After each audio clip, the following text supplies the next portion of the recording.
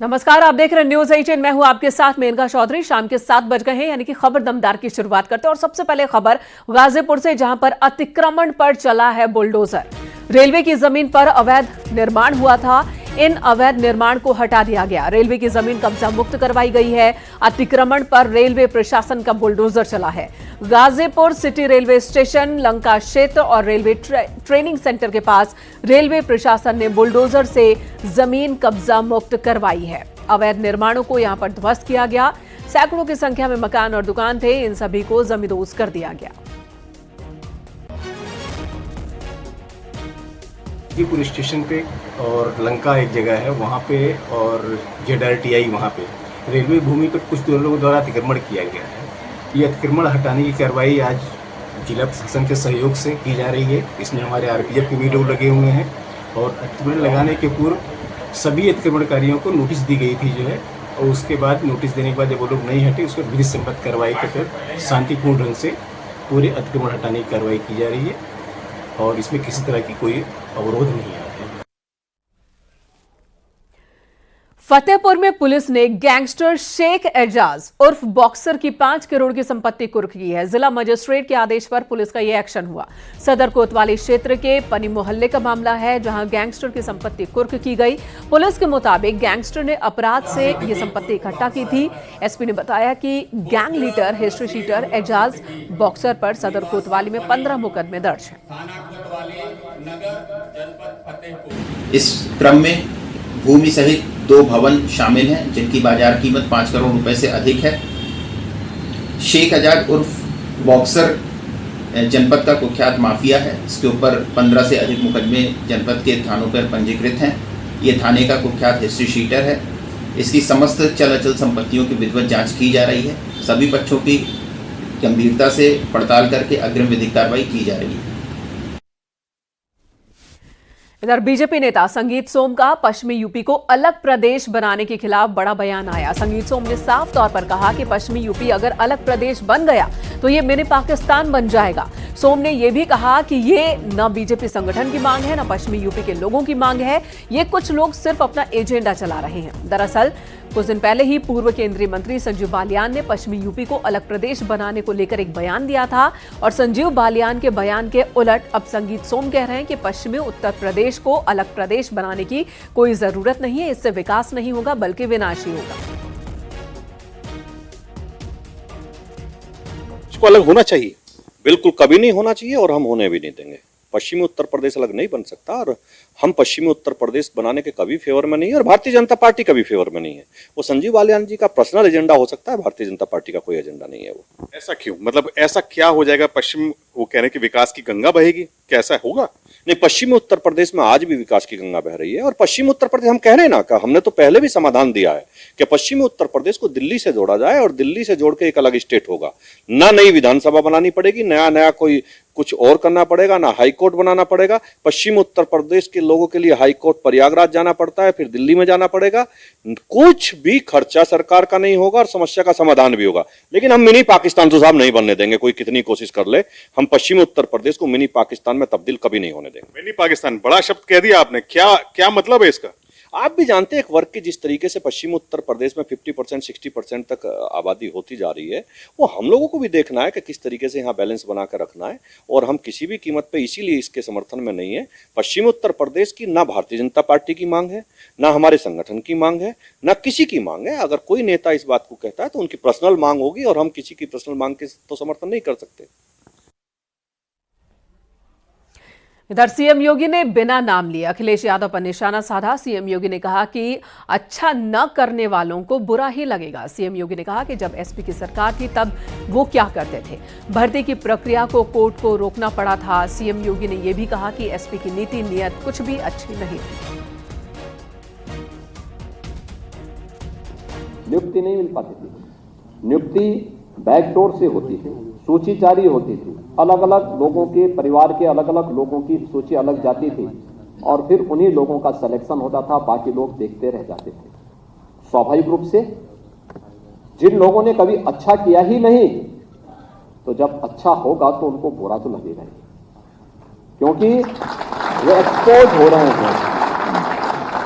और इसलिए दुष्प्रचार का भी सहारा लेते हैं, दुष्प्रचार का भी सहारा लेते हैं। तमाम दुष्प्रचार करेंगे, तमाम प्रकार के अनुगल प्रलाप करेंगे। उनसे ही पूछा जाना चाहिए जब उनकी सरकारें थी तब क्या कर रहे थे, क्यों नहीं भर्ती की प्रक्रिया पारदर्शी तरीके से संपन्न हो पा रही थी, और क्यों बार बार न्यायपालिका को इन भर्ती की प्रक्रियाओं को रोक। एनकाउंटर के मसले पर समाजवादी पार्टी के सांसद डिंपल यादव ने सरकार पर निशाना साधा। डिंपल यादव ने एनकाउंटर को अमानवीयता का प्रतीक बताया, साथ ही सरकार पर कानून को कुचलने का आरोप लगाया। किसी भी तरह का एनकाउंटर, क्योंकि यह अमानवता का प्रतीक है।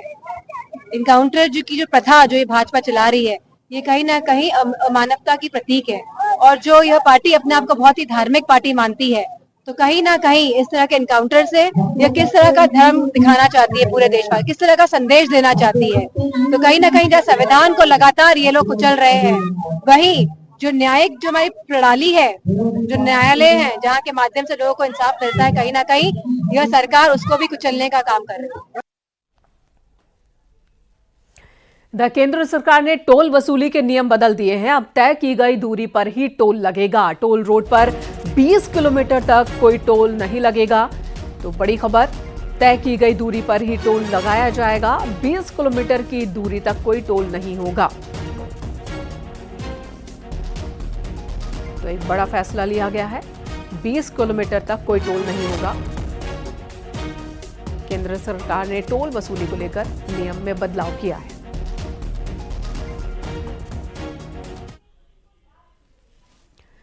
लखनऊ में 69,000 शिक्षक भर्ती के आरक्षित वर्ग के अभ्यर्थियों ने आज फिर प्रदर्शन किया है। अभ्यर्थियों ने डिप्टी सीएम केशव प्रसाद मौर्य के आवास का घेराव किया। आरक्षित वर्ग के अभ्यर्थी लगातार मंत्रियों के घर के बाहर प्रदर्शन कर रहे हैं, उनके आवास का घेराव कर रहे हैं। हाईकोर्ट के फैसले पर रोक के बाद एक बार फिर प्रदर्शन शुरू हो चुका है। सरकार से दोनों पक्षों के हितों को देखते हुए हल निकालने की अपील की जा रही है। वहीं पूरे मामले पर सुप्रीम कोर्ट में अगली सुनवाई 23 सितंबर को होनी है।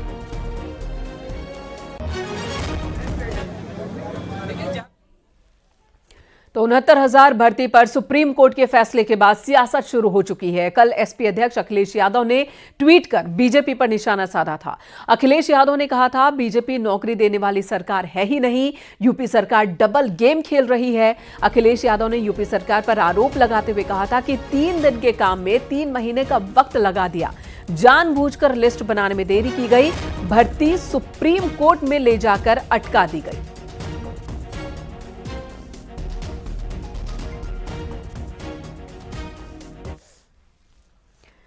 इसी बीच कांग्रेस नेता राहुल गांधी ने आरक्षण को लेकर एक बड़ा बयान दे दिया। राहुल ने कहा कि 90% ओबीसी, दलित, आदिवासी पर कोई ध्यान नहीं है, वो मुख्य धारा में है ही नहीं। ये एक समस्या है जिस पर कोई ध्यान नहीं दे रहा।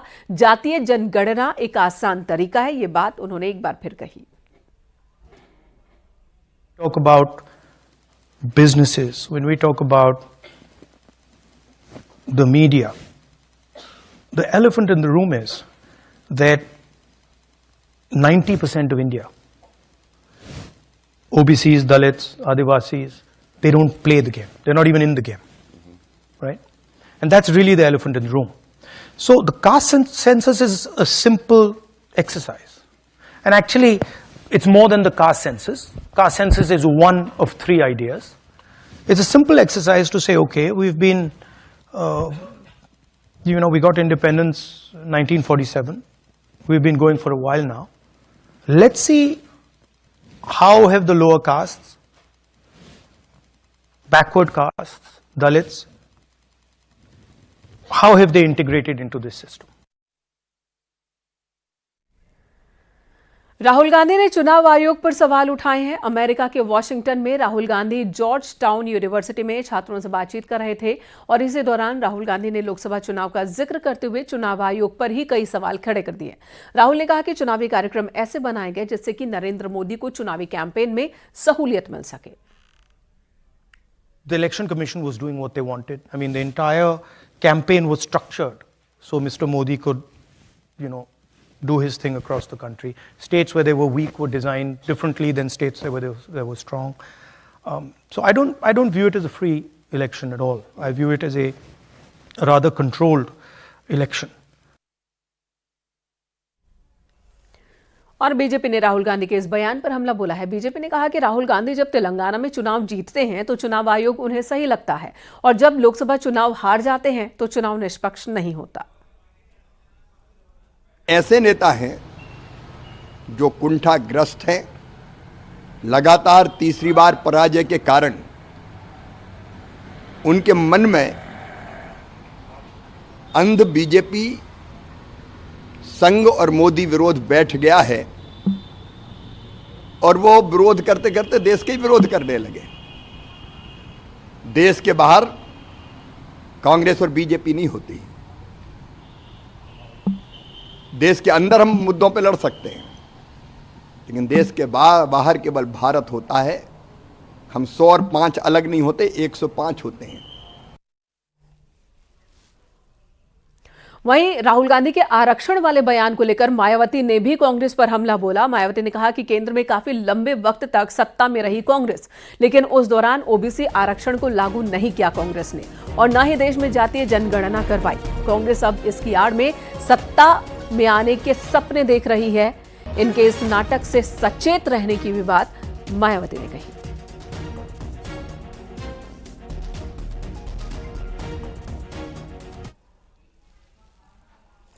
इधर बेसिक स्कूलों में शिक्षकों के खाली पदों पर जल्द ही भर्ती प्रक्रिया शुरू करने की मांग को लेकर डीएलएड प्रशिक्षितों का आंदोलन जारी है। डीएलएड ट्रेनी अभ्यर्थी पिछले 6 दिनों से प्रयागराज में धरना प्रदर्शन कर रहे हैं। नई भर्ती का विज्ञापन जारी करने की मांग कर रहे हैं।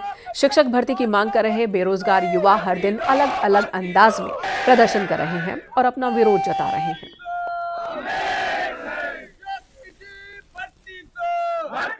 मांग है आपकी? हमारी मांग है नई प्राथमिक शिक्षक भर्ती का विज्ञापन जल्द से जल्द जारी हो, जो 1,26,028 पद रिक्त हैं प्रदेश में। हमारे साथ और भी यहाँ पर जो महिला अभ्यर्थी उनसे बात करेंगे। आप लोग बताइए कि ये अनूठे अंदाज में पहले आप लोग मुर्गा बने, अब कान पकड़कर विरोध प्रदर्शन करें, क्या मांग है आपकी? हमारी मांग यही है कि जल्द से जल्द जितनी जल्दी हो सके हमारे नए शिक्षक प्राथमिक भर्ती जल्दी से जारी करें, नहीं तो हम आंदोलन खत्म नहीं कर रहे, हमेशा यही चलेगा, अनुरोध धरना। अलग अलग संगठन भी आ रहे हैं, कुछ कोचिंग के शिक्षक भी आ रहे हैं समर्थन देने। ये बताइए कि आप समर्थन देने इन बच्चों को पहुंचे हैं, यूपी सबसे बड़ा सूबा है देश का, तो किस तरह का समर्थन आप लोग दे रहे हैं, कहाँ से आए हैं? देखिए, मेरा नाम सचिन है और मेरा जिला बागपत है। सबसे मेन बात ये आपने यहाँ पर आकर देखा होगा, ये भावी शिक्षक है। जो शिक्षक बच्चों को मुर्गा बनाता है आज खुद बने हुए है, तो ये एक बड़ी शर्म की बात है। सीएम योगी आदित्यनाथ नोएडा के दौरे पर हैं। सीएम योगी आदित्यनाथ ने पॉक्सो मार्ट जाकर पीएम मोदी के कार्यक्रम की तैयारियों का जायजा लिया। कल एक्सपो मार्ट में पीएम मोदी सेमिकॉन इंडिया 2024 का शुभारंभ करने वाले हैं। नोएडा के एक्सपो मार्ट में सेमिकॉन इंडिया 2024 का आयोजन हो रहा है। उम्मीद जताई जा रही है कि इससे Uttar Pradesh semiconductor manufacturing hub बन जाएगा। आर्टिफिशियल इंटेलिजेंस, ऑटोनोमस वाहन और 6G जैसी तकनीकों का यहां पर प्रदर्शन होगा। नोएडा में देश में सेमिकॉन इंडिया सबसे बड़ा आयोजन कर रहा है।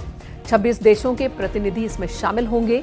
पीएम के कार्यक्रम को लेकर सुरक्षा व्यवस्था चाकचौबंद की गई है। 4 स्तर पर सिक्योरिटी इंतजाम होंगे। 2000 से ज्यादा पुलिसकर्मी तैनात किए गए हैं। सीसीटीवी और ड्रोन कैमरों से निगरानी की जाएगी।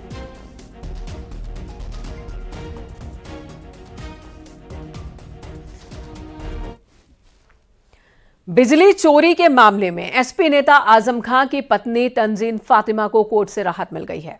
हमसफर रिजॉर्ट में बिजली चोरी का ये केस 2019 में दर्ज किया गया था, जिसमें 30 लाख रुपए जुर्माना भरने के बाद कोर्ट ने अब केस को बंद कर दिया। वहीं इस पूरे मामले में फातिमा का कहना है कि साजिशन बिजली चोरी का केस उनके खिलाफ दर्ज किया गया था। किसी ने, दूसरे व्यक्ति ने, जैसे और सब मुकदमे में साजिशें हुई हैं, इसमें भी साजिश हुई थी और ज़बरदस्ती एक झूठा इल्ज़ाम लगा दिया गया था कि इसमें तार डालकर बिजली चोरी की गई थी। फैसले को लेकर क्या कहना चाहेंगे जी? फैसले को लेकर क्या कहना जो सच्चाई थी वो हुआ। एसपी सांसद जियाउर रहमान बर्क ने वक्फ बिल को लेकर एक बार फिर निशाना साधा। उन्होंने कहा कि इस बिल का पूरी तरह से विरोध करते हैं और करते रहेंगे। बीजेपी का इरादा और नजर दोनों ही खराब है। मुसलमानों की संपत्ति पर बीजेपी की बुरी नजर है, ये आरोप बर्क ने लगा। ये बिल मुसलमानों के खिलाफ है और इस संशोधन बिल की हम मजम्मत करते हैं। इसमें हमारे पहले जो ज़िम्मेदार लोग हैं मुस्लिम कम्युनिटी के, उनके उलमाए कराम हैं या वकील हैं या उन लोगों से मशवरा करते और ये देखते कि इस बिल के अंदर क्या संशोधन कर करके क्या कम्युनिटी को फ़ायदा पहुंचेगा। लेकिन उनका मकसद दूसरा ही है। वो इस बिल में ये दिखाना चाहते हैं कि मुसलमानों को हम किस तरह से दबाना चाहते हैं। हज पर जाने वाले यात्रियों को बड़ी राहत मिली है। हज आवेदन की अंतिम तिथि बढ़ा दी गई है। अब 23 सितंबर तक आवेदन यात्री कर सकेंगे। पहले 9 सितंबर अंतिम तारीख थी। हज कमेटी चेयरमैन मोहसिन रजा ने इसकी जानकारी दी। देश और प्रदेश के सभी आज़मीनों के लिए एक एडवाइजरी आज फिर हमने जारी की है और खास करके हमारी भारत की हज कमेटी ऑफ इंडिया और गवर्नमेंट ऑफ इंडिया की तरफ से कि जो तारीख हमने आपको अपने फॉर्म फिल करने के लिए 9 सितंबर 2024 दी थी, उसको बढ़ाकर अब 23 सितंबर 2024 कर दिया गया है। आप अपने फॉर्म आराम से भर सकते हैं और आपके पास में काफी समय दे दिया है गवर्नमेंट ऑफ इंडिया ने और हमारी हज कमेटी ने। मैं उनका आभार भी करूंगा आदरणीय प्रधानमंत्री जी का। उधर कन्नौज में नीलू यादव और पीड़िता की आरोपी बुआ की पुलिस कस्टडी रिमांड मंजूर हो गई है। विशेष पॉक्सो एक्ट कोर्ट ने 6 घंटे की पुलिस कस्टडी रिमांड मंजूर की है। बुधवार सुबह 10 बजे से शाम 4 बजे तक पुलिस रिमांड में रहेंगे ये दोनों। पूरी कार्रवाई की पुलिस को वीडियोग्राफी भी करने के आदेश दिए गए हैं। आपको बता दें, पीड़िता की बुआ भी इस मामले में आरोपी है। अभियुक्त नीलू यादव और अभियुक्ता पूजा तोमर से इंटरोगेशन व अन्य संबंधित चीजों के लिए दिया गया था, जिसकी पुलिस कस्टडी रिमांड उनके द्वारा मांगी गई थी, जिस पर कल दोनों पक्षों को विद्वान न्यायाधीश द्वारा सुना गया और आज दोनों ही अभियुक्तों की इंटरोगेशन के लिए और एक पासबुक से संबंधित है उसके संबंध में पुलिस कस्टडी रिमांड दिनांक 11/9/2024 के सुबह 10 बजे से 4 बजे तक की दी गई है। लखनऊ में अवैध धर्मांतरण मामले में कोर्ट ने 15 में से 14 लोगों को दोषी ठहराया। मौलाना उमर गौतम, मौलाना कलीम सिद्दीकी समेत 14 लोगों को NIA ATS कोर्ट ने दोषी करार दिया है। सभी 14 देश भर में धर्मांतरण का गिरोह चला रहे थे। पिछले दिनों इनकी गिरफ्तारी की गई थी। इनमें से एक आरोपी को हाईकोर्ट से स्टे मिला है। दोषी करार दिए गए सभी लोगों को कल NIA ATS कोर्ट सजा सुनाएगी।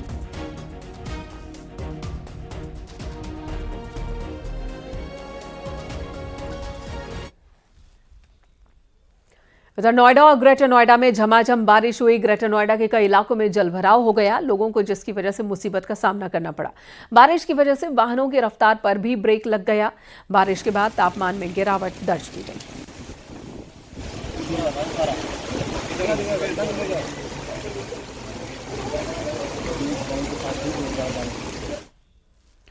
उधर कानपुर में कालिंदी एक्सप्रेस को डीरेल करने की साजिश के पीछे आतंकी संगठन ISI का खुरासान मॉड्यूल हो सकता है। सूत्रों के मुताबिक इस मामले को औपचारिक तौर पर NIA टेक ओवर कर सकती है। जांच एजेंसी के सूत्रों के मुताबिक इस आतंकी मॉड्यूल ने साल 2017 में भोपाल रेलवे स्टेशन पर पैसेंजर ट्रेन में टाइम बम रखा था, जिसमें विस्फोट होने से कई यात्री जख्मी हो गए थे।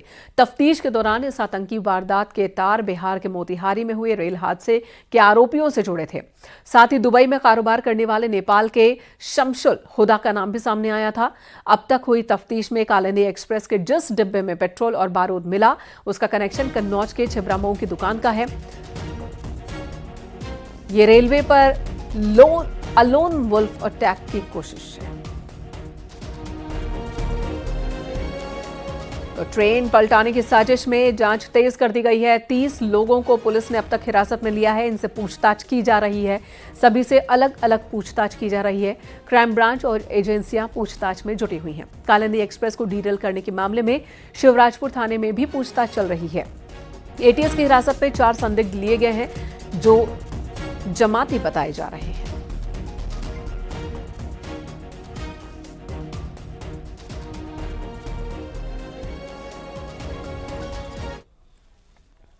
तो कानपुर में ट्रेन को डीरेल करने की हर एंगल से जांच हो रही है। जिस तरह ट्रैक से एक गैस भरा सिलेंडर बरामद किया गया, उसके बाद आतंकी साजिश से इनकार नहीं किया जा सकता।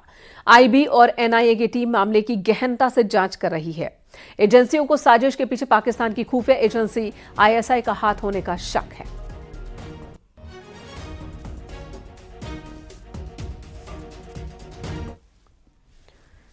उधर बहराइच में आदमखोर भेड़ियों के आतंक अब भी जारी हैं। अब तक 5 भेड़िए पकड़े जा चुके हैं। 6वें भेड़िए को पकड़ने की कोशिश अभी भी चल रही है। 6ठे भेड़िए को लोग लंगड़ा भेड़िया कह रहे हैं। इस लंगड़े भेड़िए की लोकेशन ट्रेस कर ली गई है। इस भेड़िए को पकड़ने के लिए इंतजाम भी किए जा रहे हैं। भेड़िए को पकड़ने के लिए कॉम्बिंग भी की जा रही है।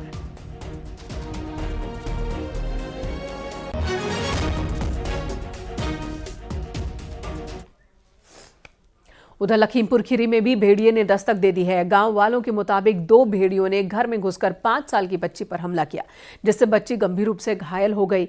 बच्ची को घर से दोनों भेड़िए खींचकर बाहर ले जाने की कोशिश कर रहे थे, तभी परिवार के लोग जग गए और भेड़ियों को भगाया। गांव वालों ने 2 भेड़ियों का वीडियो भी बनाया है। सोशल मीडिया पर वायरल हुआ है ये वीडियो।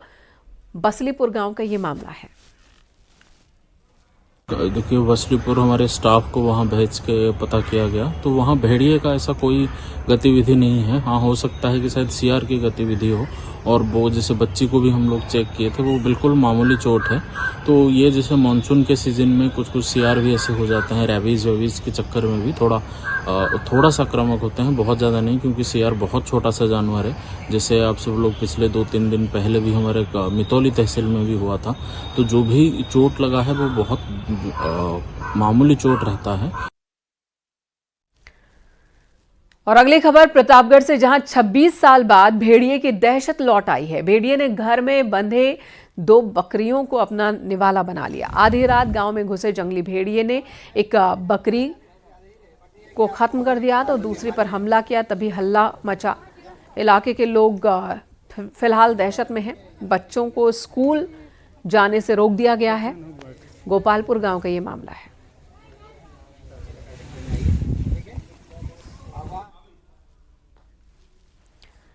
कानपुर में विजिलेंस टीम ने छापेमारी की। केडीए ऑफिस में छापेमारी हुई है। सेल विभाग में कार्यरत कर्मचारी को गिरफ्तार किया है। इस टीम ने विश्व बैंक योजना का काम देख रहा था ये कर्मचारी, जिसे गिरफ्तार किया गया है।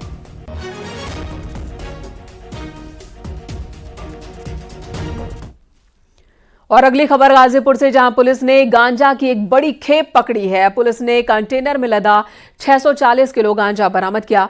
कंटेनर से बरामद हुए गांजे की कीमत 1 करोड़ 60 लाख रुपए बताई जा रही है। पुलिस ने कंटेनर में मौजूद 2 तस्करों को भी गिरफ्तार किया है। गाजीपुर में पूर्वांचल एक्सप्रेस वे के एग्जिट पॉइंट पर गांजे की बोरियों से लदा कंटेनर पकड़ा गया। गाजीपुर के भांवरकोल थाना क्षेत्र के पखनपुरा इलाके में पुलिस टीम ने यह कंटेनर पकड़ा।